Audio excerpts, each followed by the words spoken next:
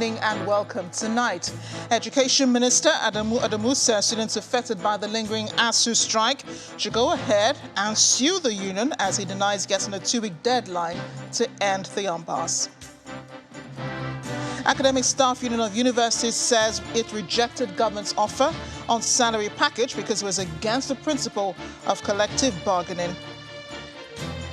And Nigeria currently pays 18.39 billion naira every day to subsidize the price of petrol.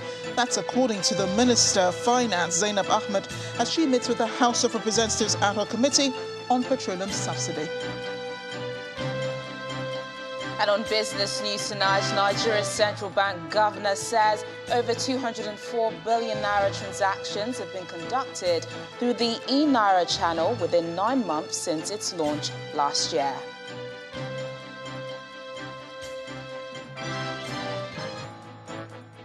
On sports news tonight, the elective Congress of the Nigeria Football Federation will hold on September the 30th in Benin City, Edo State, as the Football House concludes its 77th Annual General Assembly in Lagos. And from Abuja, President Muhammadu Buhari visits Maiduguri, directs Ministry of Humanitarian Affairs and its agencies to come up with specific programs to address urgent threats posed by explosive remnants in the northeast region. And in international news from London, former President Trump's longtime financial officer, Alan Weisselberg, pleads guilty to a 15-count charge of fraud and tax evasion. As parents and indeed students wait anxiously for a solution to the lingering strike, that it does appear that major parties in the crisis are finding it difficult to reach an agreement. The Minister of Education, Malam Adamu, has some tough words, though, for the university lecturers. First, he says the government will not pay teachers for the period that they are on strike.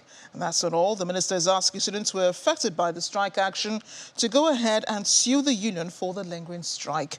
A minister who was speaking during the weekly ministerial briefing at the presidential villa also denied ever getting a deadline to resolve the impasse. Our State House correspondent, Gloria Umezuke, reports. In the midst of a lingering strike by the Academic Staff Union of Universities, cancelling school for millions of students across the country, the Minister of Education, who is guest at the 47th ministerial briefing, addresses the crucial issues. He first denies that he was given 2 weeks to resolve the impasse, contrary to what his colleague, the Minister of Labour, told the media. The Minister of Education volunteered and said, give me 2 weeks. My proposal to meeting was 1 week for him to handle. And he said, I need more than 1 week. In 2 weeks, sir, everything, I hope, will be resolved. It was a lie. The president never gave me any deadline. So you shouldn't start asking me why I haven't delivered in 2 weeks or 3 weeks. Or I know I promised that I could do it within the shortest possible time. The only exception was ASUU that gave me 2 other conditions, which I told them this will not be acceptable to government. But I had to report back, and it was turned down. The minister insists that strikes are a distraction, and ASUU should not only be dragged to court to compensate students for time wasted, but would not be paid salaries for the period they forced cancellation of academic activities. Let me just tell you what they are asking is they can accept this if the federal government will agree to pay the salary for the month they have not worked. And I told them the federal government will not. No, probably you should take the leaders of striking unions to court to pay them, yes. Probably the court will award damages and then we'll see how they pay. By the same token, the minister announces that the number of out-of-school children in the country has declined to 6.9 million since 2020, a figure which undoubtedly is at variance with official figures provided by the UNICEF and the Ministry of Humanitarian Affairs in February 2022. The out-of-school children, I will ask my coordinator to give us the exact figures so that you don't quote me wrong, but there are over 10 million of them. We have reduced the number of out-of-school children from an estimated 13 million to 6.9 million. While we are taking students off the streets into schools, insecurity is sending some others from school into the streets. The minister further correlates the attitude of northern governors to the deplorable state of primary school education in the region. I would like to say this about governors, especially in the northern states. It is as if they are looking for power to destroy education at the primary school level. Except for few, I don't think there is any governor who has any good story to say about primary education. Because whatever, as Minister of Education, I'm able to do here will amount to nothing if the foundation of the education system is already rotten. He also underpins that states can, at their discretion, resume schools next month if they deem it safe to do so. If people in Jigawa find that it is not safe, probably somebody in Kano is finding it safe. So I think it is for the governments to decide whether it is safe for their schools to open. Within the last 6 years, the current administration has spent over 6 trillion naira on the education sector, according to the minister, and an additional 2.5 trillion naira intervention by the Tertiary Education Trust Fund. From the presidential villa, Gloria Umezuke, Channels Television News. Meanwhile, the striking university lecturers have resolved not to end their action until all the backlog of their salaries are cleared by the government. The president of the Academic Staff Union of Universities, Professor Emmanuel Osodeke, gave this position in a statement today, explaining that even if other issues and disputes are resolved, the lecturers will not go back to the classrooms unless they're fully paid. It comes as the lecturers' union also rejected the recommended consolidated university academic salary structure. The new structure was prepared by the National Incomes and Wages Commission and presented to ASUU during the meeting with the federal government representatives on Tuesday. ASUU argues in the statement that the unilateral action of the National Incomes and Wages Commission in preparing the new salary structure contravenes the collective bargaining principle established as a platform for resolving such issues. A union says this action is injurious to the nation's aspiration to play actively in the global knowledge industry. To other issues now, the Minister of Finance, Zainab Ahmed, has put the 2023 projected daily payment for fuel subsidy at 18.39 billion naira. According to the minister, this was calculated using information provided by the NNPC and the regulator. This information, she says, shows that 64.96 million litres of petrol per day is the projected average daily truck out. A minister stated this during an investigative hearing of the House Ad Hoc Committee, which is investigating the petroleum subsidy regime from 2017 to 2021. Our correspondent, Terry Kumi, has more. The House Ad Hoc Committee on Subsidy meets with the Federal Inland Revenue Service over tax generated from fuel subsidy payments. The FRS begins by stating that it is only responsible for revenue generation via tax collection and not expenditure. FRA do not have the record of what these funds are used for by the 3 tiers of government. As the meeting progresses, the Minister of Finance, who had failed to honor a previous invitation, joins and gives details of how much has been spent on subsidy. The total sum of 6.210 trillion, that is the 4.4 trillion plus the 1.774 trillion, was expended on PMS under recovery by NNPC, as well as payment of subsidy to independent oil marketers from 2013 to 2021. Payments that have been made to independent oil marketers for subsidy were directly from the domestic excess crude account through the redemption of sovereign debt instruments. It is also important to note that there were instances where funds were transferred from the Consolidated Revenue Fund to the domestic excess crude account for subsidy payments, 413.363 billion, which was provided through short-term funding by the Central Bank of Nigeria. The Finance Minister also gives the 2023 projection for daily petrol consumption. The average daily truck out will be 64.96 million litres per day. That's about 65 million litres per day, using an average exchange rate and open market rate of 448 naira and 20 kobo, and then a regulator pump price of 165 naira per litre.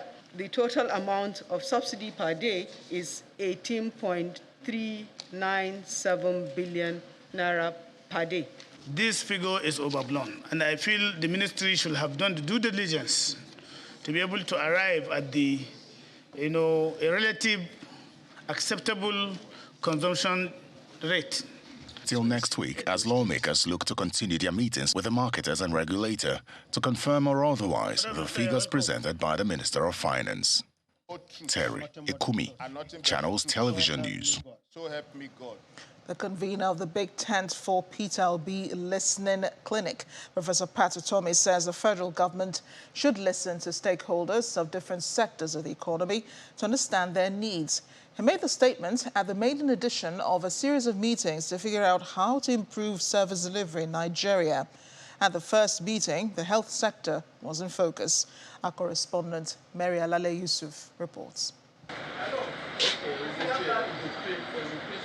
It is no secret that the Nigerian health system has been tested several times and found wanting in men, materials and infrastructure. This hybrid meeting is hosting health personnel to examine the problems and proffer solutions to drive policy. So we want to begin a season of listening. We're not going to preach at anybody, we're just going to listen because we know the stakeholders know what the problems are, even know the best solutions. But very often nobody asks them what these solutions should be. We've chosen to begin with healthcare. Doctors want the government to think about brain recirculation rather than drain and have better records. We make a lot of noise about brain drain, but then people have to start looking at it that for each person that leaves, how do we leverage the expertise that that person is getting wherever they are to help in providing more services for people in Nigeria? One major problem I know we have with regards to the side effects is that in Nigeria, we do not have any centralized system to find out information. So you go to see your doctor or you go to your pharmacy, they don't know what you've had from Dr. A. You went to Dr. A, they gave you medications, it didn't work, and now you're creating more problem than you intended to.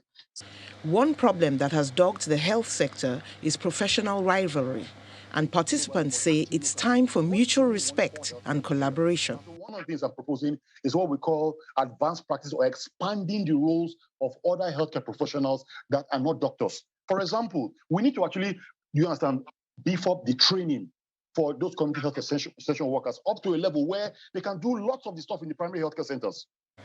There were also discussions around the recurring theme of the need for more funding to keep the sector furnished with manpower, equipment and infrastructure.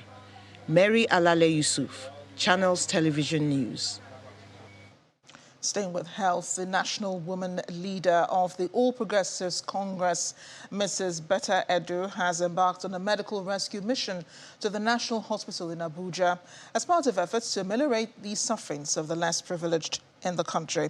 The medical intervention, according to Mrs. Edu, is aimed at reaching out to women and children who found it difficult to pay their hospital bills.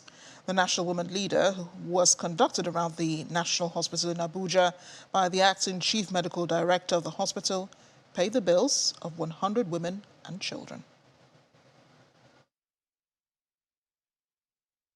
The APC National Women's Wing are going around the National Hospital today to visit women and children that are indigent and unable to afford their health bills.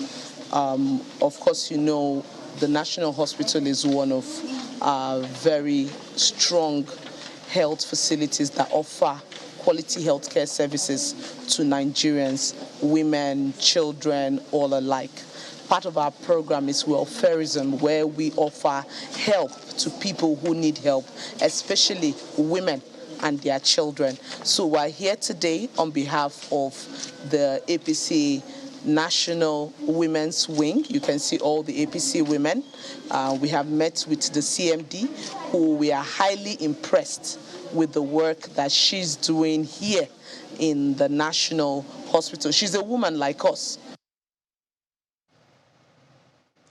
In part two, after the break, President Muhammadu Buhari visits Maiduguri, directs Ministry of Humanitarian Affairs and its agencies to come up with specific programs to address urgent threats posed by explosive remnants in the northeast region.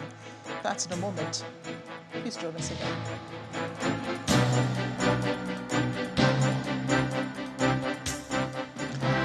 Back. If you just joined us, you're watching the news at 10 live on Channels Television Lagos.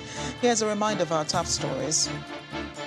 Education Minister Adamu says students affected by the lingering ASUU strike should go ahead and sue the union as he denies getting a 2-week deadline to end the impasse. Academic Staff Union of Universities says it's rejected government's offer on salary package because it was against the principle of collective bargaining. Nigeria pays a projected daily subsidy of 18.39 billion naira to subsidize the price of petrol. That's according to the Minister of Finance, Zainab Ahmed, as she meets with the House of Representatives Ad Hoc Committee on Petroleum subsidy. And former President Trump's longtime financial officer, Allen Weisselberg, pleads guilty to a 15-count charge of fraud and tax evasion.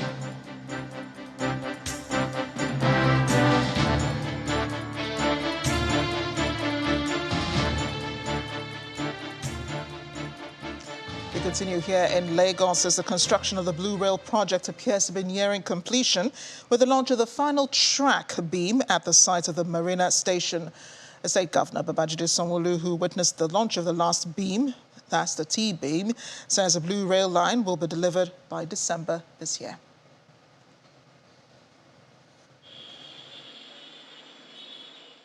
The Lagos Rail Mass Transit Network is a major component of the state government's Strategic Transport Master Plan, which has been developed for public transport infrastructure in the state.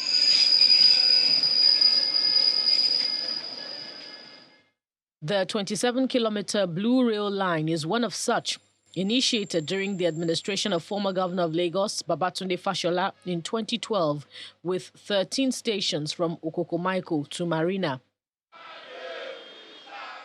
The first phase of the project spans from Mile 2 to Marina, and Governor Babajide Sanwo-Olu has prioritized the Blue Line in a bid to reduce the traffic congestion on the road. Manager, you can go ahead with the final launch of the TB. Go ahead, we're watching. 3 months after the governor's last inspection, officials of the Lagos state government witnessed the fixing of the final track beam, a load-bearing structure of reinforced concrete that will move the project to completion. The project is divided into 4 phases and partly funded with the state's internally generated revenue. We have completed 1,967 power foundations, 306 platforms, 310 piers, 267 cover beams, and we have fabricated and erected 984 T-beams. This is the last T-beam built on the 0.0 post. So that is very good. From 0 to last. That means this project is going to be finished very soon. Governor Sanwo-Olu says the Blue Rail line will operate on electric motor unit and the coaches will arrive in October. The phase 1 from Mile 2 to Marina, which passes the Alaba train station, Igomu, National Arts Theatre, and Marina, are almost completed. The Marina station, which is the iconic station, elevated iconic station for the Blue Line, will be completed within the next 2 to 2.5 months. The trains that will be flying people from one destination to another are on their way from China to Nigeria before the end of October. When in full operation, The blue and red rail lines are expected to redefine mass transportation in Lagos and help reduce gridlock on the roads. Let's get more now from the nation's capital. Here's Gloria Mizuki. Hi, Gloria. Hello, Amarachi. As this year's World Humanitarian Day is being commemorated, President Muhammadu Buhari has directed the Humanitarian Affairs Ministry and its agencies to ensure unimpeded return of internally displaced persons in the northeast. President Buhari gave the directive today when he visited Maiduguri, the epicenter of the 13-year-old Boko Haram insurgency. He also virtually commissions a 500-unit housing estate constructed by the Ministry of Humanitarian Affairs and 24 units of houses for primary school teachers built by the Borno State government. It's a wet day in Maiduguri, the Borno State capital. As the president's plane touched down about midday, the state governor Babagana Zulum and other dignitaries defied the light showers to receive the nation's #1 citizen.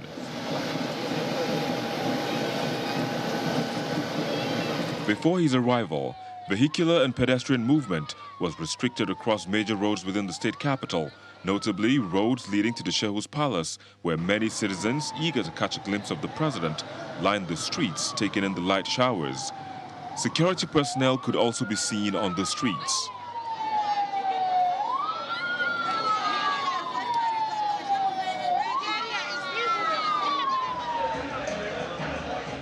The Minister of Humanitarian Affairs, Disaster Management and Social Development, Sadia Farouk, who had been in the state earlier, speaks on the humanitarian crisis in the state and how the federal government is tackling such issues. There have been tremendous efforts and huge achievements as a result of the efforts of the federal government. I have instructed the National Emergency Management Agency and the National Commission for Refugees, Migrants and Internally Displaced Persons and the Northeast Development Commission to stockpile food and non-food items in order to mitigate food insecurity.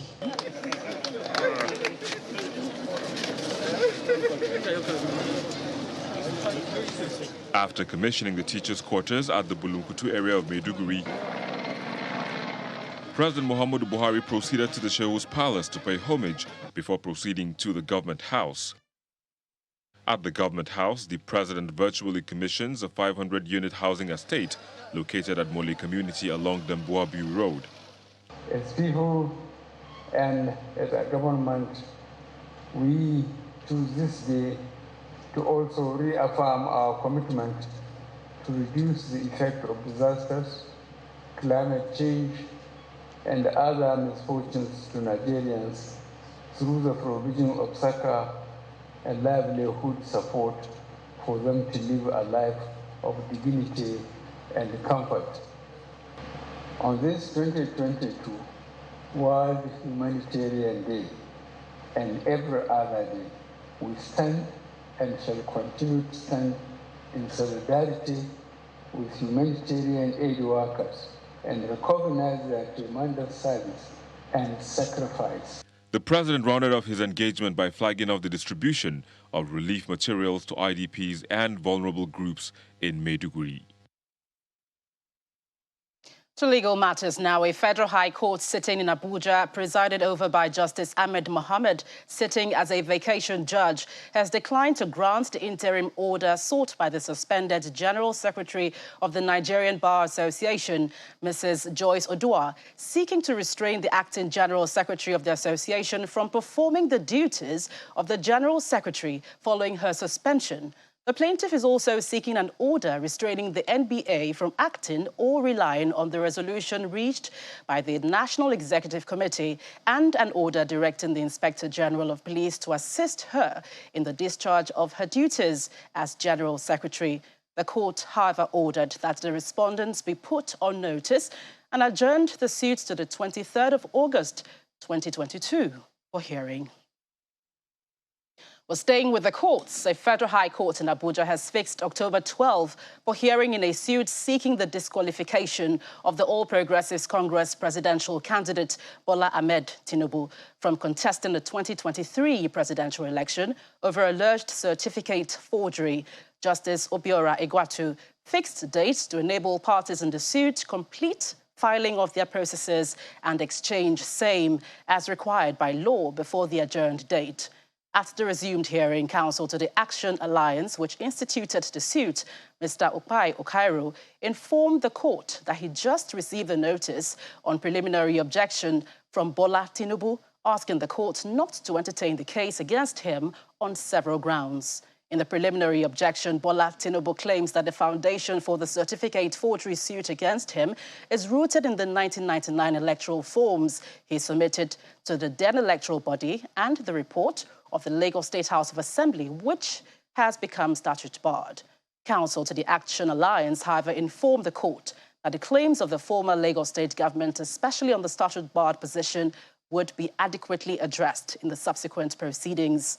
While the Independent National Electoral Commission, INEC, which is the first defendant in the suit, sought for time to respond to the suit, the APC was not represented in court.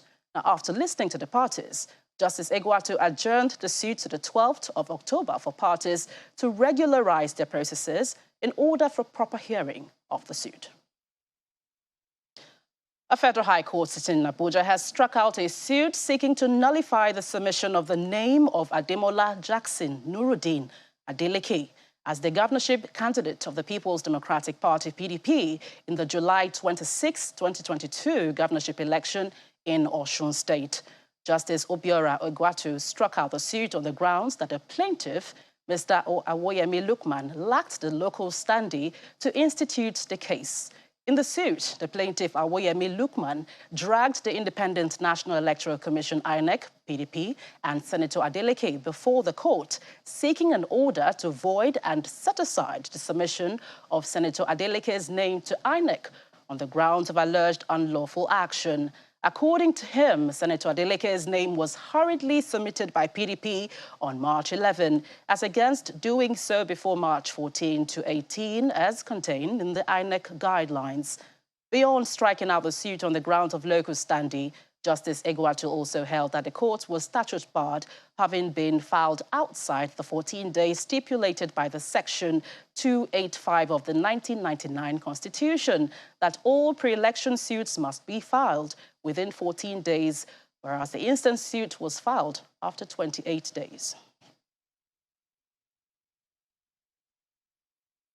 Well, still ahead on the news at 10, Nigeria's central bank governor says over 204 billion naira transactions have been conducted through the e-Naira channel since its launch last year. Well, that's in business news. We'll join us again. Welcome back to the News at 10, coming to you live on Channels Television. Well, as part of efforts aimed at improving the contribution of public servants towards national development, the Emily Ig Imokwede Foundation has rewarded 40 civil servants, each with a total of 500,000 naira for their diligence and hard work.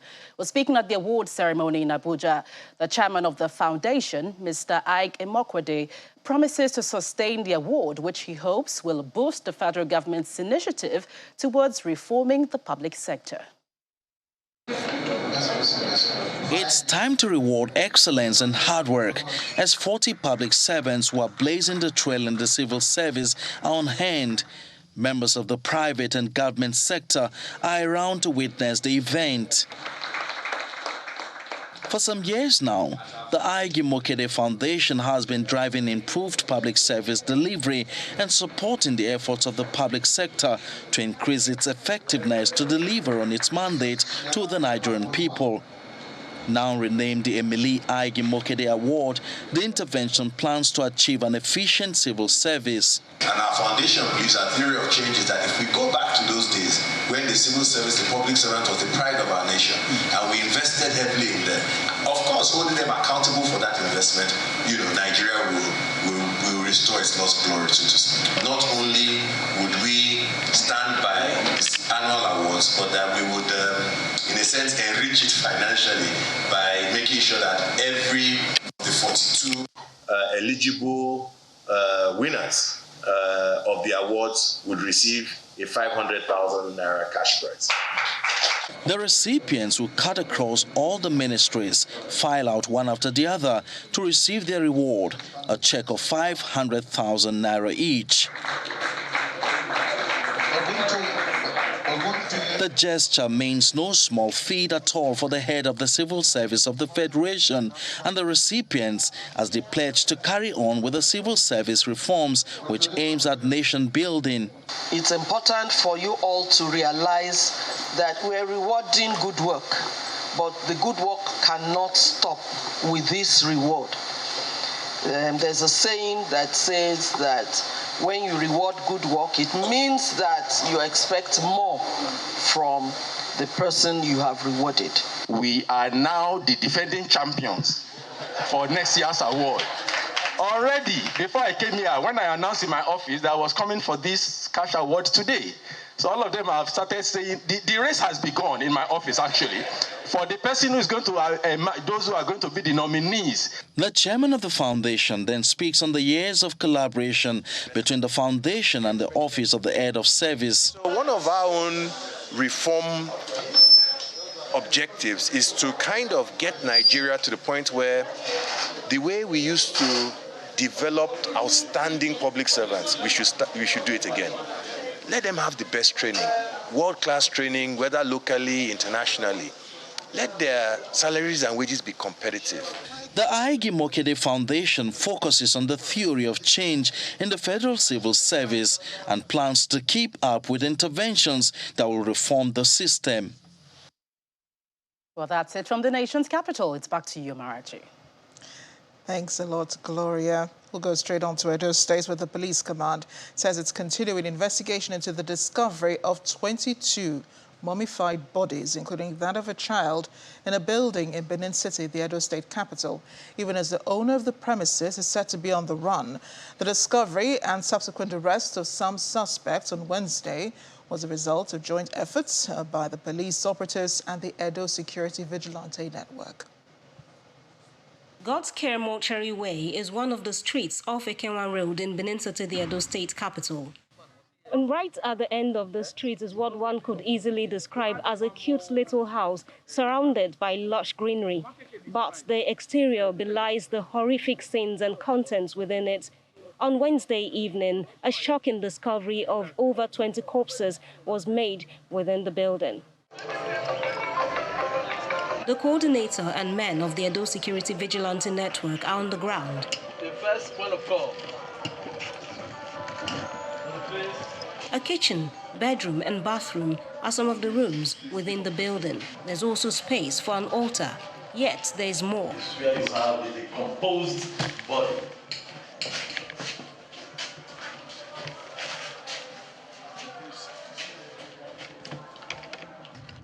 The tour leads to the area behind the building. The next is our torch line. Some police. Very burnt. The coordinator explains that following the discovery and joint operation with the Edo State Police Command, which led to the arrest of 3 persons, his men had kept watch over the area all night and arrested an additional suspect. They got a tip-off that there's a place close to God's Care Mortuary.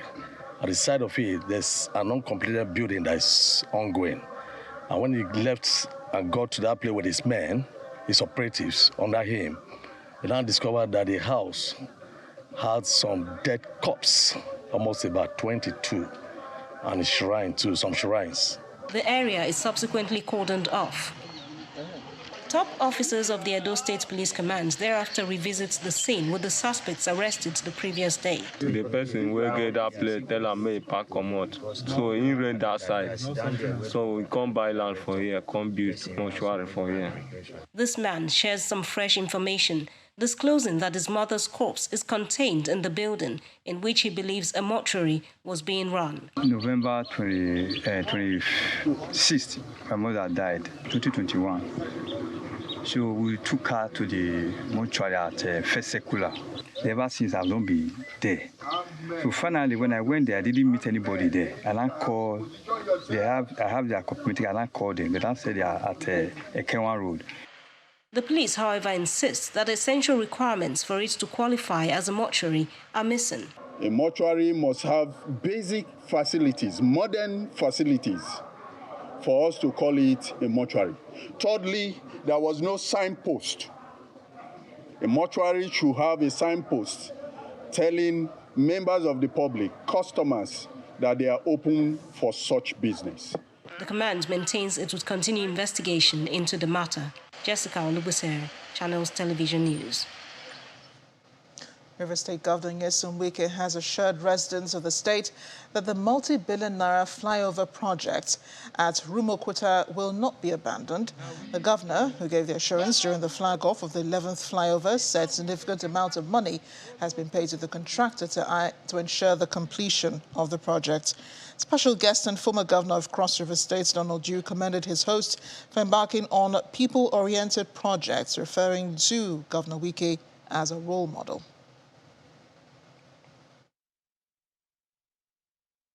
The total compensation we have paid for all these three projects is about 4.2 billion. And that was paid as of yesterday. Now, for this project alone, I have made sure to Julius Berger every month, they deduct from us, from our entire revenue, 2 billion naira. Every month. They have already deducted the one of July. It's in their pocket. They're also going to deduct the one of August. So we have planned that in this way that in the next 10 months alone, the better would have deducted about 20 billion naira from us. And that will settle these two flyovers. The one of Ilabuchi, Asikwe Ilabuchi, we have paid 80% of the cost. So let nobody feel that this project will not be completed. It must be completed on time because the money is there to pay. I have said I'm not going to leave any project abandoned for anybody coming. Anyone I've awarded, I'll complete. So any new person that comes, you carry your own problem. You will say, I left problems for you. 12 flyovers in 4 years is unheard of. It's not a function of having the money. You can have all the money, but if you don't know how to apply that money, you go nowhere. It's having the wisdom, the dexterity, the energy, the courage to apply it appropriately. I want to commend you, and I know I'm speaking on behalf of everybody here, and those who are not here, and those watching us on television, for the work you have done, for the work you're doing, for the hope you bring. You are indeed a role model. That brings us to business news now. Here's Teniola Shibawali.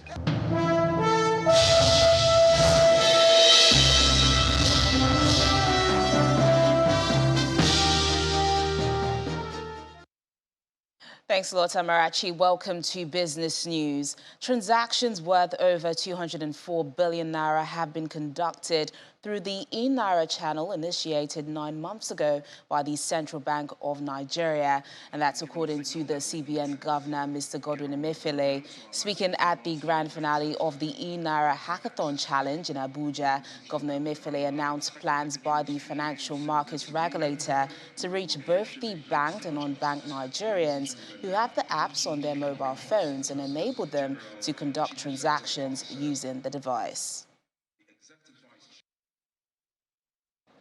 Since the launch of this great initiative, the e-Naira has attained 840,000 downloads with about 270,000 active wallets, comprising over 252,000 consumer wallets and 17,000 merchant wallets. In addition, volume and value of transactions on the platform have been remarkable, reaching above 200,000 and 4 billion naira respectively. Notwithstanding this appreciable progress, the second phase of the project has begun and is intended to drive financial inclusion by onboarding the unbanked and underserved users leveraging offline channels. Hence, greater success is envisioned for the project with phase 2 expected to deliver more gains with a target of about 8 million active users based on estimations using the diffusion of innovation model. Accordingly, we promised to increase the level of financial inclusion in the country, because just like the Naira, the e-Naira is expected to be accessible to all Nigerians and will provide more possibilities to bring in the unbanked into the digital economy. An international airline company, Emirates, has announced the suspension of all flights to and from Nigeria with effect from September the 1st. In a statement, Emirates says the decision was taken due to the inability of the airline to repatriate its funds from the country. It adds that the suspension will help to limit further losses and impact on the operational costs that continue to accumulate in the market. At least $600 million of over 20 foreign airlines has been blocked in Nigeria since the beginning of the year. And the National Pension Commission says the value of pension fund assets and total number of registered contributors stand at 14.27 trillion naira and 9.7 million as at June 2022. The Director General of PENCOM, Mrs. Aisha Daherumar, who made this known today at a workshop for journalists in Lagos, said the rising number of pension contributors and fund was the reason PENCOM increased the minimum regulatory capital requirements of pension fund administrators from 1 billion naira to 5 billion naira last year. She added that all PFAs have complied with the Commission's directive to increase their minimum capital, which had a 12-month transition between April 27, 2021 to April 27th this year. And Ghana's central bank has increased its key interest rate by 300 basis points to 22%, the highest since 2002. The central bank announced the decision following its Emergency Monetary Policy Committee meeting on Wednesday. According to the Apex Bank, the record hike seeks to tame inflation and stabilize the nation's tumbling exchange rate. The Bank of Ghana has further announced plans to purchase all foreign exchange arising from the voluntary repatriation of export proceeds from mining and oil and gas companies to help shore up FX liquidity. Well, it's another negative close for equities performance at the local bourses. Profit-taking activities by investors continues to take a toll on the market within the month. John Mekwa has more.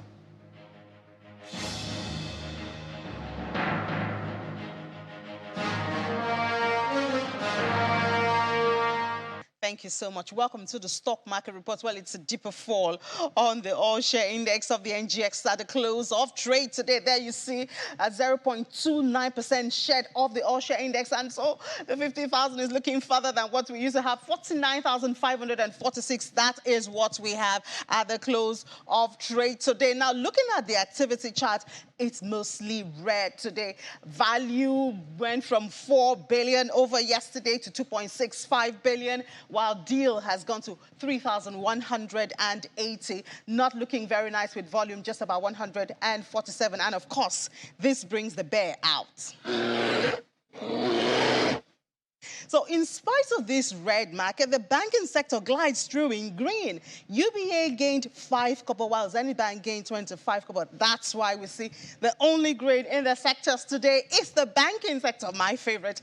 0.18% up. That's what the banking sector. And yesterday we celebrated the industrial good. It was up 0.9 plus. Today it's down more than 0.5%. And that's because Boa Cement lost 75 kobo from its share price at the close of trade to close at 53 naira 85 kobo. So now we know why the figures occupy the top trades for today. It's a nice one for them there. FBNH, UBA, and Access Co. They made the top trade. So it's a good day for the banking sectors and banking investors. That's the stock market report. I'm John Mekwa. Back to you.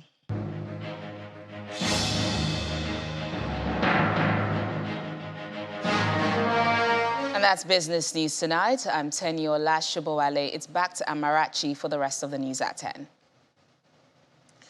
Thanks a lot, Seniola. In international news, Alan Weisselberg, the longtime financial chief of former U.S. President Donald Trump's company, the Trump Organization, has pleaded guilty to fraud and tax evasion charges at a New York court. And some updates from the Russian invasion of Ukraine. UN Chief Antonio Guterres says he is gravely concerned about the nuclear plant in Zaporizhia, which is under Russian control. He made the comments after meeting Ukraine and Turkey's leaders in Lviv. Simon Pusey has more and Around the World in 5. Good evening and welcome to the Channel Studios here in London with your international news around the world in 5. Ukraine says the situation at the nuclear power plant in Zaporizhia is approaching critical. Russian forces have occupied the site, Europe's biggest, since early March. They've been urged to hand control back because of the dangers, and some staff say they're being kept at gunpoint. For the past 2 weeks, there's been heavy shelling on the plant, with the sides blaming each other. NATO is the latest international organisation to call for United Nations inspectors to be led into the plant, claiming its seizure posed a serious threat to Ukraine and neighbouring countries.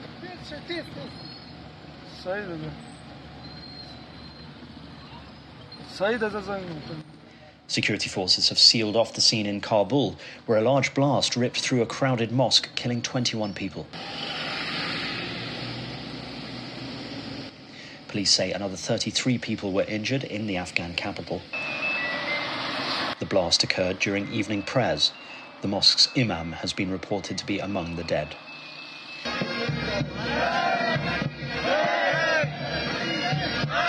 The Indian Army has returned the remains of a soldier who went missing 38 years ago to his family. Chandrasekhar, who joined the Indian Army's 19 Kumaon Battalion in 1971, went missing on May the 29th, 1984, along with 4 other soldiers, after their mission was hit by an avalanche. Now the Army has recovered his remains from the 16,000-foot glacier.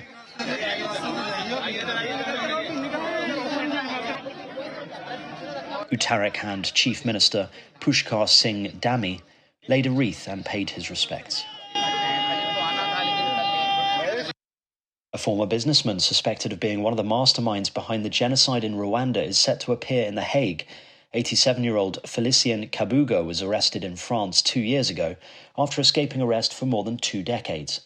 In the 90s, Mr. Kabuga was president of a radio station for the killing of Tutsis. He stands accused of genocide, incitement to commit genocide, and crimes against humanity. Cooperation and dialogue. And we do so at a time when our president has put forth an Asian-Pacific initiative. The US has announced they will begin formal trade negotiations with Taiwan weeks after a controversial visit by US House Speaker Nancy Pelosi. The first round of talks are expected to begin in early fall. Their discussion will include talks on trade facilitation, digital trade, and anti-corruption standards. The US-Taiwan Initiative on the 21st Century Trade was first unveiled in June, with both sides now saying they had reached consensus on the negotiating mandate.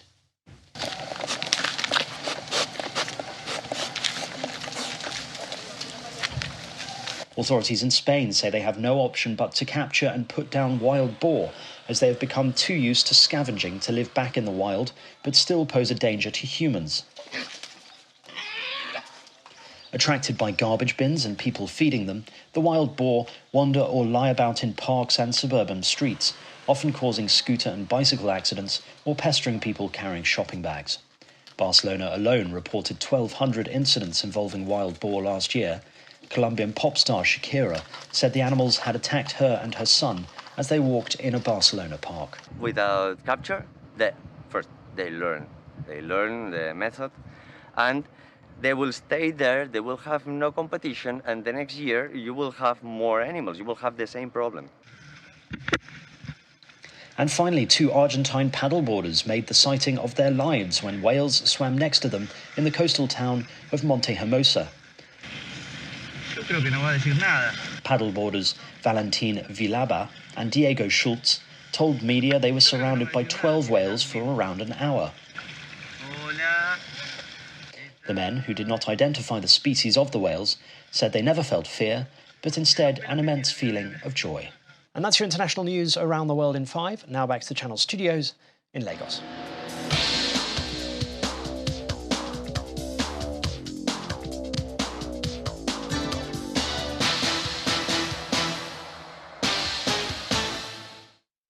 Thank you, Simon, and welcome to Sports News. The Nigerian Football Federation has announced that elections into its executive committee will hold on September the 30th in Benin City, Edo State. Now, this comes after its annual General Assembly made of 37 State Football Association chairmen and secretaries. The Football Leagues, Coaches and Referees Association held earlier today in Lagos.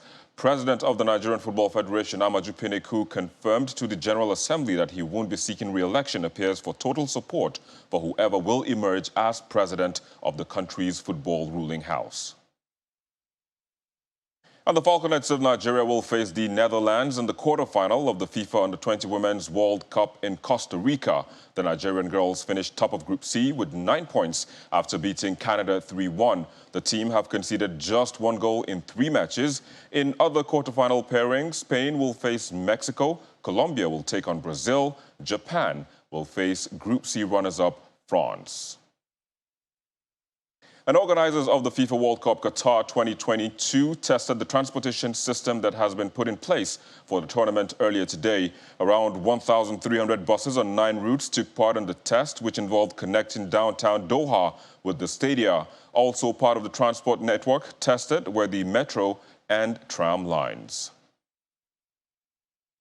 And European football revenues grew by 10% in the 2020-2021 season, despite the COVID-19 pandemic virtually curtailing all match day income. According to Deloitte's annual review of football finance, the industry held up across the continent with total revenues of 27.6 billion euros. The big 5 leagues in England, Spain, Germany, Italy and France enjoyed a combined 3% rise in revenues, with Italy's Serie A up 23% to 2.5 billion euros and England's Premier League rising 8% to 5.5 billion euros. And that's a wrap on Sports News. I'm Victor Matthias. It's back to Amarachi with the wrap of the news at 10.